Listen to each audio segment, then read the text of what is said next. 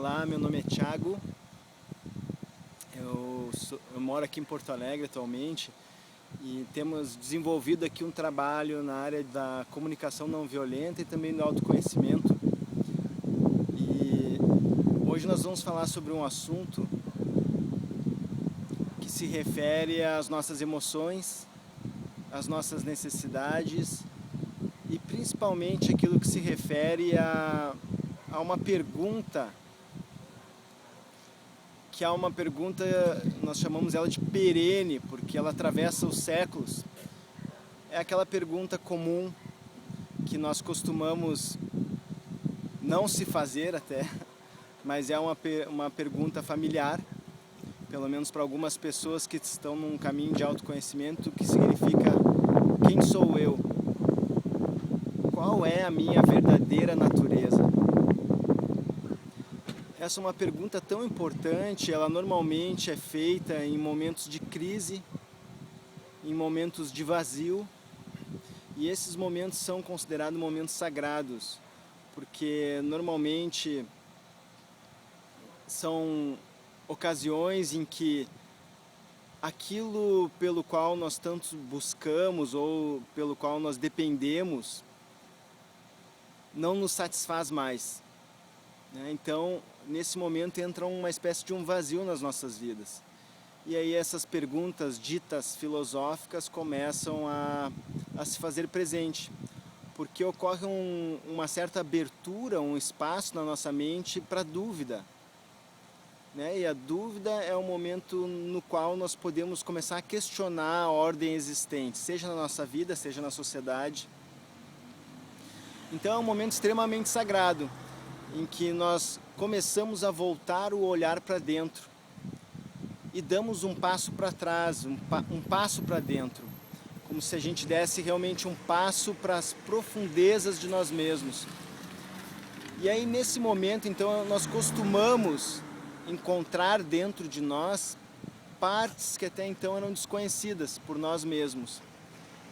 Podem emergir nesses momentos sentimentos de raiva, de ódio, solidão, tristeza. E nesse ponto é importante não tentar se desfazer desses sentimentos, mas acompanhá-los como um pai ou uma mãe faz com uma criança que está sozinha, que está perdida. Então, a nossa mente ela é como se expandisse de modo tal que uma parte dela começa a buscar a verdade. E a outra parte ainda continua em busca do poder, digamos assim. É a parte nossa que se encontra na escuridão e uma outra que está agora com o pé na luz.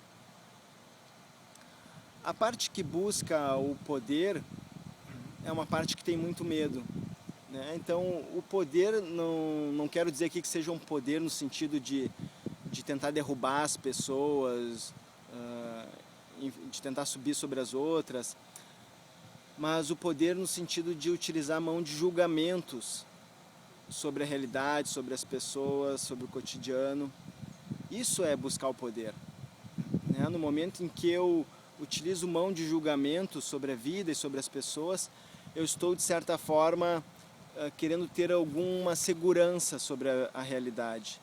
Eu quero controlar ela. É isso que eu quero dizer com buscar o poder. E a gente tem que entender que o julgamento é uma atitude baseada no medo. Então é importante se observar durante o dia em que momentos eu estou emitindo julgamento sobre as pessoas, sobre as coisas, situações, e tirar um tempo para se acolher, para perceber que no fundo nós estamos com medo. E medo justamente esse, medo de não ter poder sobre a realidade, de não poder controlá-la. O julgamento sempre é uma forma de tentar controlar a realidade. E sempre que a gente tenta controlar ela, a gente perde. Como se o nosso universo interno ele se enrijecesse, ficasse duro internamente. E não é isso que nós queremos um coração úmido. Úmido no sentido de que é afetivo, acolhedor, amplo, aceitador das coisas, porque isso nos traz felicidade. Isso permite que os nossos relacionamentos fluam melhor.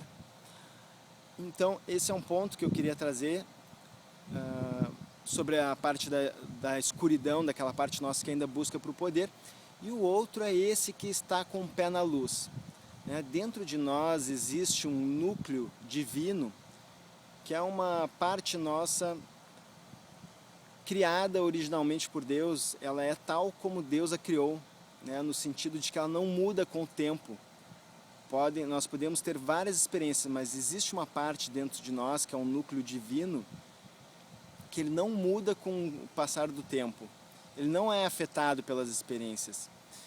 E esse núcleo divino, ele é sábio, ele conhece as coisas. Ele sabe como nos ajudar, ele sabe como resolver qualquer problema na nossa vida. Só que a gente precisa acessar ele. E o acesso a ele se dá por meio do silêncio. Não é pensando mais, não é sentindo mais, mas sim silenciando pensamentos e emoções. E entrando num estado de consciência onde você para de julgar as coisas. Aí você pode sentir um perfume emergir novamente. Um perfume que eu chamo aqui é aquele frescor de que você tem segurança novamente, que está em unidade com todas as coisas. Tem pessoas que nos dão esse relato de que, puxa, em momentos da sua vida tiveram uma experiência quase mística e que puderam sentir novamente o frescor do lar. O lar é esse estado de unidade, onde você se sente completamente seguro, amparado, amado. Isso porque você acessou essa divindade que existe dentro de você. Então, nosso propósito aqui é justamente indicar caminhos. É claro que a gente não vai se desfazer das coisas do mundo, nós vamos continuar vivendo no mundo, aproveitando as coisas do mundo, desfrutando delas, mas sabendo que elas não são a fonte da nossa felicidade. E que sim, nós temos uma âncora de felicidade dentro de nós que cabe a nós mesmos acessá-la. Então a gente vai parar por aqui e continuamos outra hora. Até!